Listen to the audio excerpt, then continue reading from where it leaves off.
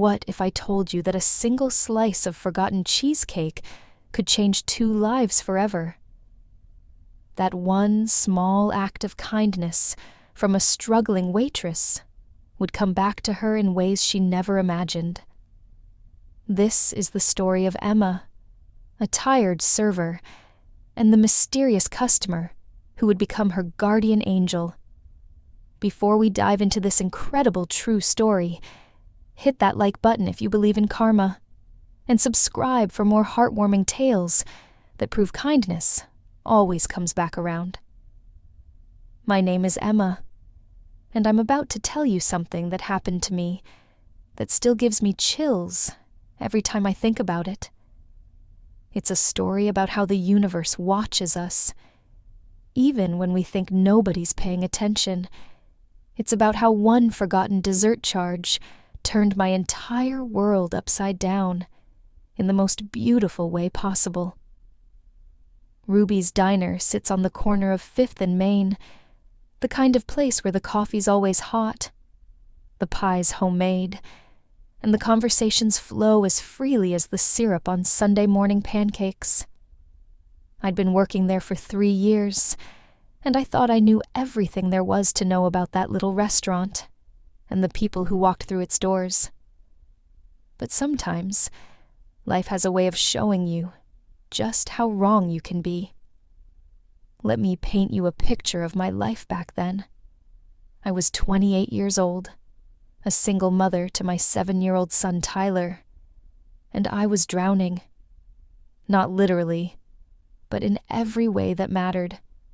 I was working double shifts at Ruby's Diner, sometimes pulling 14-hour days just to make ends meet. My hands were permanently stained with coffee, and my feet ached so badly that I'd soak them in ice water every night just to fall asleep. Tyler was my whole world, but being his mom and his provider felt like trying to juggle fire while walking on a tightrope. The rent was always due, the utilities were always threatening to shut off, and there never seemed to be enough money to go around. I'd find myself standing in the grocery store, calculator in hand, adding and subtracting items from my cart like I was solving some impossible math equation where the answer was never enough. The worst part wasn't the exhaustion or even the constant worry about money. It was watching Tyler try to be understanding beyond his years. He'd see me counting coins on the kitchen table and quietly put back the toy he'd been holding at the store. He'd tell me it was okay that his sneakers had holes in them because they help my feet breathe better, Mom. Kids shouldn't have to be that wise, that selfless. But poverty has a way of aging everyone it touches. Every night, after Tyler was asleep, I'd sit at our tiny kitchen table and dream about a different life. Maybe I'd go back to school, become a nurse like I'd always wanted. Maybe we'd live in a house with a yard where Tyler could have a dog. But dreams don't pay bills, and every morning I'd lace up my worn-out shoes and head back to Ruby's, hoping today would be the day something changed. That's when Mr. Thompson entered our story. He wasn't the kind of customer you'd notice right away. Medium height, always wore a clean but unremarkable gray suit, carried himself with quiet dignity. He started coming in every Tuesday around 6 o'clock, always sat at table 12 in my section, always ordered the exact same thing: grilled salmon with steamed vegetables, black coffee, and a slice of our famous New York cheesecake. For 3 months, this routine never varied. Not once. He'd nod politely when I took his order, say thank you when I brought his food, and have a good evening when he left. He never lingered, never made small talk, never asked about my day like some of the regulars did. He was pleasant but distant, like he was performing a role he'd rehearsed perfectly. What struck me most about Mr. Thompson was his precision. He always paid with exact change, down to the penny. Never a tip, which honestly stung a little because tips were what kept Tyler and me fed most weeks. The other servers started avoiding him, calling him Mr. Cheap behind his back. Sarah, who'd been at Ruby's for 10 years, would roll her eyes whenever she saw him come in. "There's your no-tip Tuesday customer," she'd say, shaking her head. But something about him intrigued me. Maybe it was the way he always thanked me, genuinely, like he meant it, or how he never complained, never sent food back, never made my job harder than it already was. In a world full of difficult customers who saw servers as invisible, his quiet politeness felt like a small kindness. I found myself wondering about his life, what brought him to Ruby's every Tuesday, why he always ate alone. Little did I know, he was wondering about my life too. Tuesday, November 15th. I'll never forget that date, because it was the day my life split into before and after. It started like every other day from hell. I'd gotten maybe 3 hours of sleep, because Tyler had come down with a fever the night before, and I'd spent most of the night alternating between taking his temperature and researching whether I could afford to take him to urgent care. The school called at noon to say Tyler was in the nurse's office, still running a fever, and needed to be picked up. I'd already missed work the day before for his parent-teacher conference, and my manager, Rick, had made it crystal clear that my job was hanging by a thread. "Emma, I know you're trying," he'd said, "but I can't run a restaurant with servers who aren't here. One more incident, and we'll have to discuss your future here." So when the school called, my heart sank to my stomach. I begged my coworker Maria to cover for me for an hour, while I picked up Tyler and dropped him at my neighbor Mrs. Garcia's apartment. She agreed. Bless her heart. But I could see the stress in her eyes too. We were all just trying to survive. When I got back to Ruby's, there was a rent notice taped to my car windshield. 3 days late, it said in bold red letters, "Pay immediately or face eviction proceedings." I crumpled it up and shoved it in my apron pocket, but I could feel it there like a stone in my shoe, reminding me with every step that I was failing at the most basic requirement of keeping a roof over my child's head. The restaurant was unusually busy for a Tuesday evening. It seemed like every table was full, every customer was in a hurry, and everyone needed something 5 minutes ago. I was running on pure adrenaline and 3 cups of coffee, my hands shaking slightly as I tried to keep up with orders. Table 6 wanted their steak cooked more. Table 3 needed extra napkins. Table 9's baby was crying, and the parents looked at me like I could somehow fix that too. Right in the middle of this chaos, at exactly 6 o'clock, Mr. Thompson walked through the door. Even in my frazzled state, I noticed him immediately. He nodded his usual polite nod and made his way to table 12. I grabbed a menu out of habit, though we both knew he didn't need it. "The usual, Mr. Thompson?" I asked, trying to summon a smile despite feeling like I was about to fall apart. "Yes, please." "Thank you, Emma." He always used my name, I realized, not Miss or Hey You, like some customers. He'd learned my name and used it with respect. As I was taking down his order, my phone buzzed. Tyler's school again. My heart jumped. Was he worse? I glanced at Mr. Thompson apologetically. "I'm so sorry. I need to take this quickly." He nodded understanding, and I stepped away to answer. It was the lunch lady, Mrs. Peterson, calling about Tyler's overdue lunch account. $23 behind, she said gently. Tyler had been too embarrassed to tell me they were giving him a cheese sandwich instead of hot lunch because we owed money. $23. It might as well have been 23,000. When I hung up, I felt tears prick at my eyes. My 7-year-old was sitting at school eating charity sandwiches because his mother couldn't even keep $23 in his lunch account. The weight of my failures pressed down on my chest like a physical thing. I composed myself and went to put in Mr. Thompson's order, then got pulled in 6 different directions by other tables. The baby at table 9 was still crying, now escalating to full meltdown territory.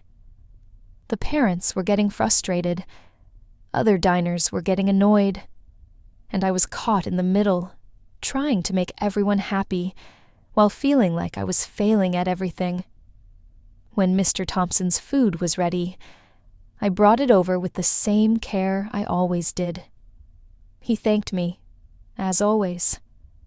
But as I was rushing between tables, juggling plates and trying to keep up with the dinner rush, something happened that would change everything. When it came time to bring him his check, I was so overwhelmed, so distracted by my own problems and the chaos around me, that I made a mistake. I wrote up his bill. Grilled salmon, $12.95. Coffee, $2.50. And then my mind, exhausted and scattered, simply forgot the cheesecake. $6.50 that should have been on that check just disappeared from my tired brain. Mr. Thompson looked at the check when I placed it next to his plate.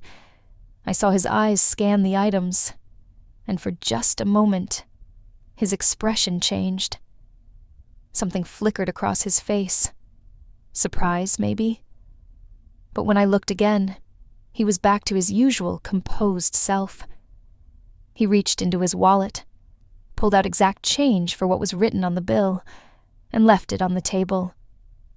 "Have a good evening, Emma," he said, standing up. "Take care of yourself."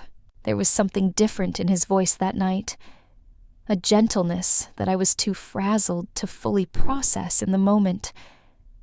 I just nodded and rushed off to handle another crisis at table 4. It wasn't until I was cleaning up table 12 that I realized what I'd done. I was wiping down the table, stacking the plates, when I saw the empty dessert plate with just a few crumbs of cheesecake left on it. My stomach dropped like I'd missed a step on a staircase. I grabbed the check I'd written, the one he'd paid, and stared at it with growing horror. Salmon, coffee, and nothing else. No cheesecake. $6.50 that I'd forgotten to charge him for, which meant $6.50 that would come out of my tips at the end of the night. $6.50 doesn't sound like much, does it? But when you're living paycheck to paycheck, when you're already behind on rent, and your son is eating charity sandwiches at school, $6.50 might as well be $600. That was Tyler's lunch money for 2 days. That was gas to get to work. That was the difference between keeping the lights on and sitting in the dark.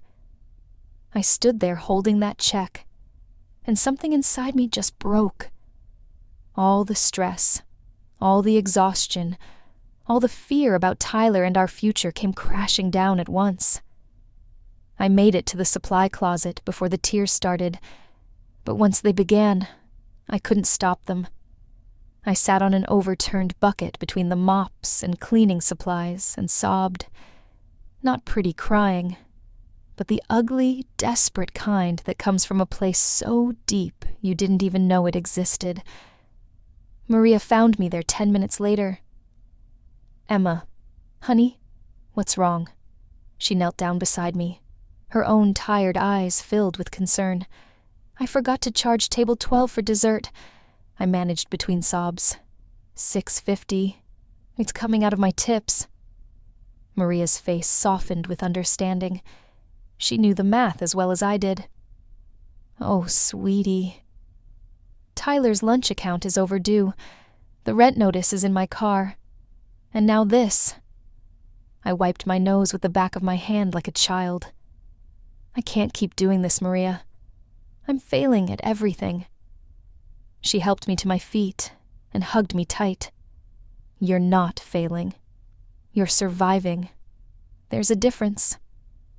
But when Rick found out about the mistake, his response was swift and merciless. "Emma, this is coming out of your pay. Company policy. We can't just eat the cost every time someone makes an error. $6.50. The price of a slice of cheesecake. The cost of one small mistake on the worst day of an already terrible year." As I drove home that night, that crumpled rent notice still in my pocket, I wondered how much more I could take before something had to give. The next 3 weeks passed in a blur of desperation and barely controlled panic. The $6.50 mistake had been exactly the push that sent our precarious financial situation tumbling over the edge. Tyler's birthday was coming up in 2 weeks, his 8th, and I had no idea how I was going to make it special for him. He'd been so good about everything, never complaining when we ate peanut butter sandwiches for dinner 3 nights in a row, never asking why we couldn't go to the movies like other families.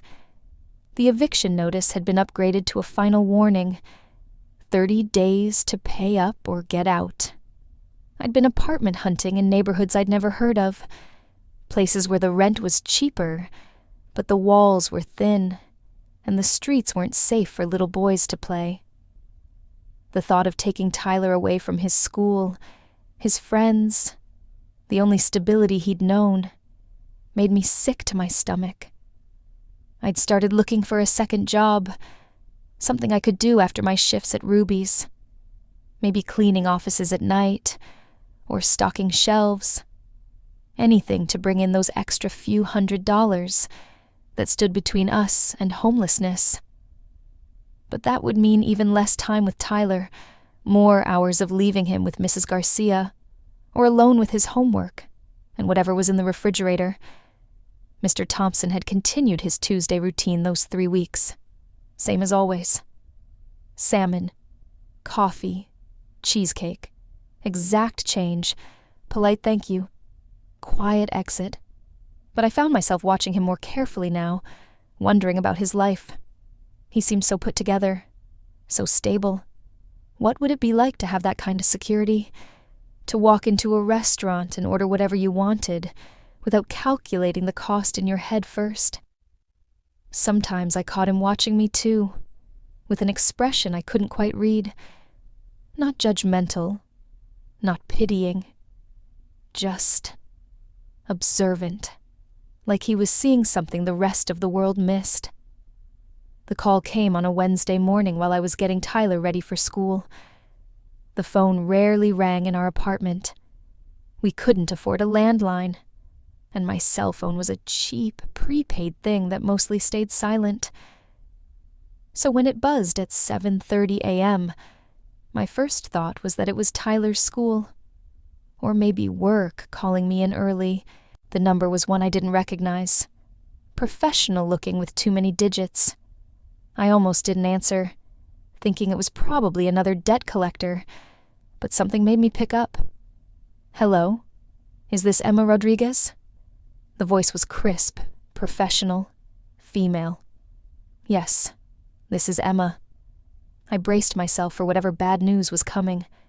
Past due utilities, medical bills from Tyler's last doctor visit, credit card companies I'd been dodging. "Ms. Rodriguez, this is Jennifer Walsh from Walsh, Peterson and Associates, a law firm here in the city. I'm calling regarding a legal matter that involves you. Could you come into our office this afternoon to discuss an inheritance?" I almost laughed. An inheritance? "I think you have the wrong person. I don't have any wealthy relatives. Actually, I don't have any relatives at all. I understand your confusion, but I assure you we have the right person. This concerns a client of ours, a Mr. Robert Thompson. He's left specific instructions regarding you in his will. Mr. Thompson, my regular Tuesday customer." My heart started beating faster, not with excitement, but with dread. Is Is he okay?" There was a pause. "I'm afraid Mr. Thompson passed away last week, Ms. Rodriguez. I'm very sorry. But he's left something for you, and it's important that we discuss this in person. Could you come in today around 3 o'clock?" I looked at Tyler, who was listening with wide eyes while trying to eat his cereal. Passed away. Mr. Thompson was dead. The quiet man who'd sat at table 12 every Tuesday for months, who'd paid an exact change and never caused trouble, was gone. Yes, I can come in at 3, but I don't understand. Why would he leave me anything? I barely knew him." "That will all be explained when you get here, Ms. Rodriguez. I'll text you our address. And, Ms. Rodriguez, you might want to bring some identification. And perhaps prepare yourself. This is quite significant." After I hung up, I sat staring at the phone like it might suddenly make sense of what had just happened. Tyler was looking at me with concern that was far too mature for an 8-year-old. "Mom, are you okay? Who died?" I pulled him into a hug, inhaling the scent of his strawberry shampoo. "Just someone I knew from work, baby. Don't worry about it." But I was worried. Terrified, actually. What could Mr. Thompson have possibly left me? And why? The law office was in one of those glass buildings downtown that I'd driven past 1,000 times but never had reason to enter. The lobby was all marble and mahogany, the kind of place where important people made important decisions. I felt completely out of place in my one decent dress and discount store shoes. Jennifer Walsh was exactly what I'd expected.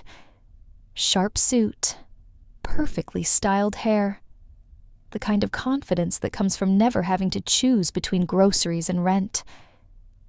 She led me to a conference room with windows that looked out over the city, then sat across from me with a thick folder and an expression I couldn't read.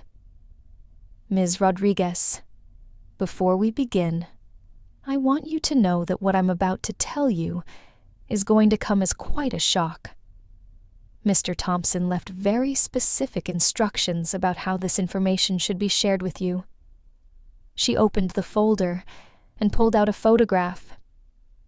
It was Mr. Thompson, but not the quiet man I knew from Ruby's.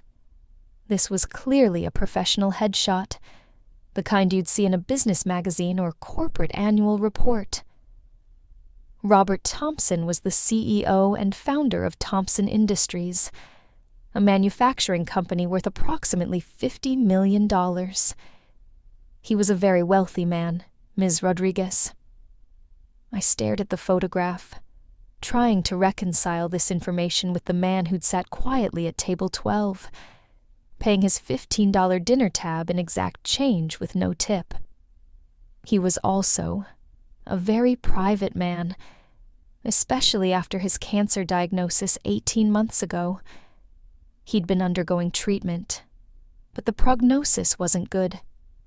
In his final months, he made a decision to spend his time differently. He wanted to find someone deserving to help, but he wanted to do it the right way. Jennifer pulled out another document, this one handwritten in careful script. "He wrote this letter for you. Would you like me to read it, or would you prefer to read it yourself?" My hands were shaking as I reached for the letter. The paper was heavy, expensive, and I could see Mr. Thompson's careful handwriting filling the page. "Dear Emma," I read aloud, my voice barely above a whisper. "If you're reading this, then I'm gone, and you're probably very confused. Let me explain. For the past several months, I've been coming to Ruby's Diner every Tuesday, not just for the excellent food, but to watch, to observe, to learn about the people who work there and how they treat others when they think no one important is watching. You probably thought I was just another customer, maybe not even a very good one since I never left tips.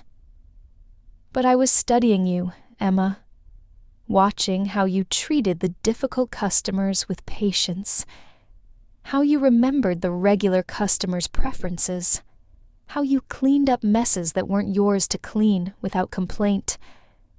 I saw you give your own lunch to a homeless man who came in on that rainy Thursday in October.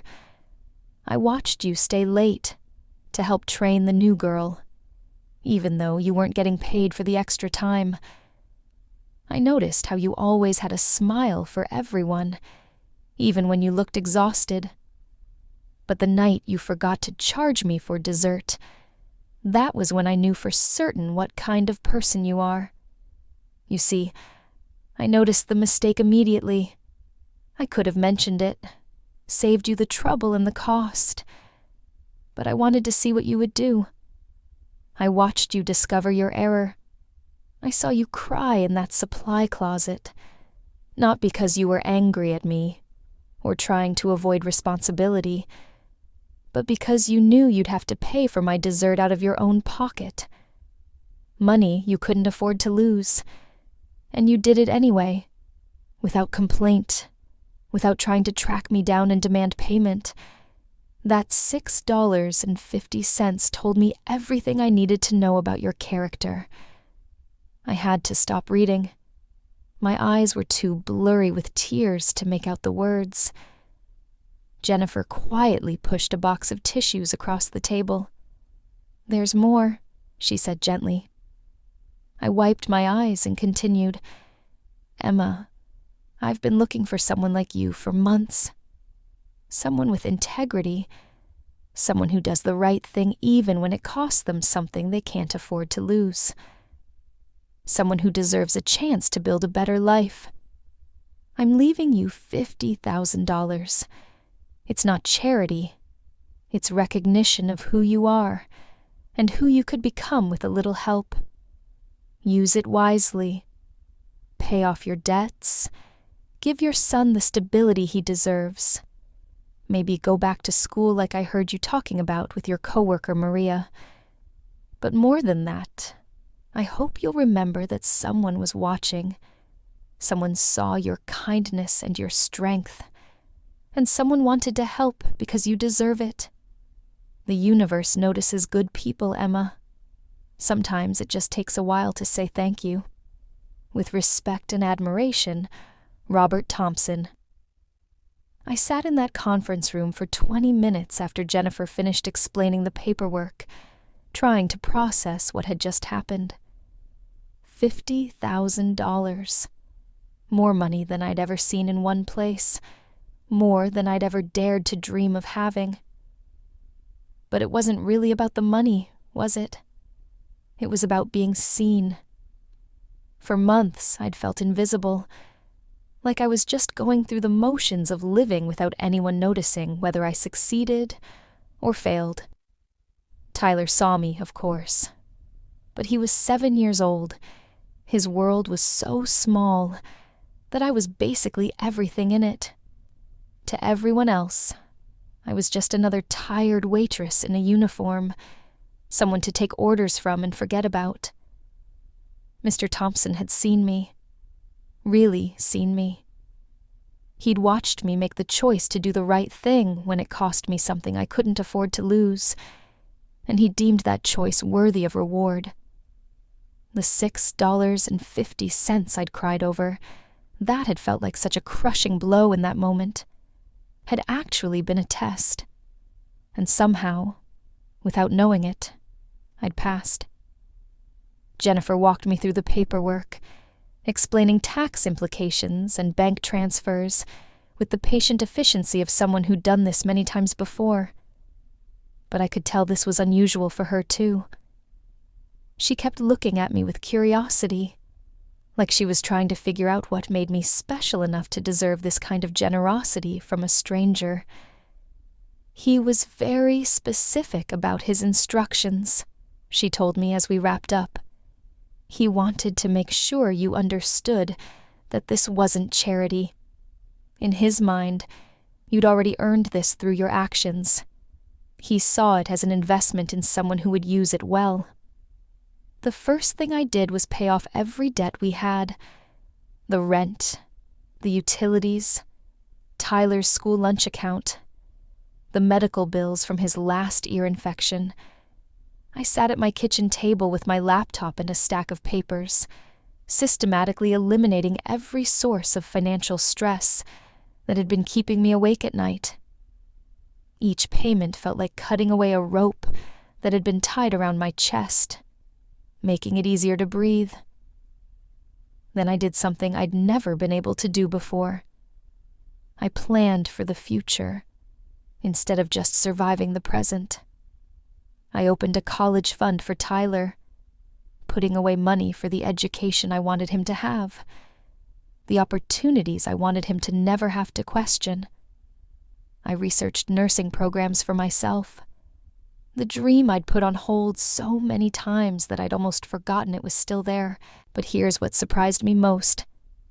I kept working at Ruby's, not because I had to anymore, but because I wanted to. Those people had become my family, and that job had given me more than just a paycheck. It had given me purpose, connection, a place to belong in the world. What changed was how I felt walking through those doors every day. The weight of desperation was gone, replaced by something lighter, but more powerful. Choice. I was there because I chose to be, not because I was trapped. And that made all the difference. I started helping my coworkers in ways I'd never been able to before. When Maria's car broke down, I helped her with the repair costs. When Sarah's daughter needed school supplies, I made sure she got them. I'd learned something important from Mr. Thompson's letter. The universe notices when you help others, and kindness creates ripples that spread farther than you can see. Tyler got his birthday party that year, the first real celebration we'd ever been able to afford. But more than that, he got something I'd been trying to give him for years, without success.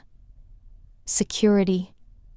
The knowledge that we weren't going to lose our home, that there would always be food in the refrigerator, that his mother's worry lines were fading a little more each day. Sitting here now, 2 years later, I still think about that Tuesday night when I forgot to charge Mr. Thompson for his slice of cheesecake. $6.50 that changed my entire life, not because of the money itself, but because of what it revealed about the kind of person I was when I thought no one was watching. I've learned something important about karma. It's not some cosmic scoreboard keeping track of good deeds and bad ones. It's more subtle than that, more personal. It's about the kind of energy you put into the world, the choices you make when no one's looking, the person you decide to be when it would be easier to be someone else. Mr. Thompson taught me that someone is always watching, even when you think you're invisible. Your customers see how you treat the difficult ones. Your coworkers notice when you stay late to help. The universe keeps track of the small kindnesses, the quiet integrity, the moments when you choose to do right, even when it costs you something you can't afford to lose. I still work at Ruby's Diner, though now it's because I love the work, not because I'm desperate for survival. I still serve coffee and clear tables and listen to people's stories. But I do it differently now, with the knowledge that every interaction matters, that every choice to be kind or patient or generous creates ripples that might come back to me in ways I'll never expect.